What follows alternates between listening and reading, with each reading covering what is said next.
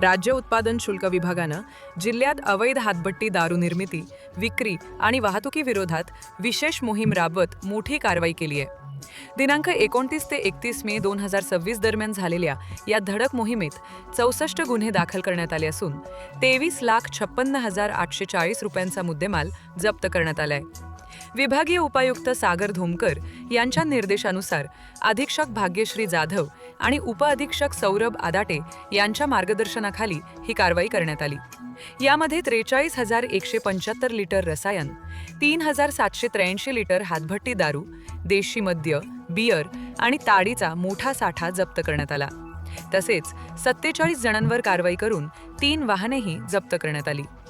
पुण्यात मिथेनॉलयुक्त बनावट दारूमुळे घडलेल्या दुर्घटनेच्या पार्श्वभूमीवर नागरिकांनी अवैध व विषारी दारूपासून सावध राहावे असे आवाहन करण्यात आले. अशा दारूमुळे अंधत्व, किडनी निकामी होणे आणि मृत्यूचा धोका निर्माण होऊ शकतो.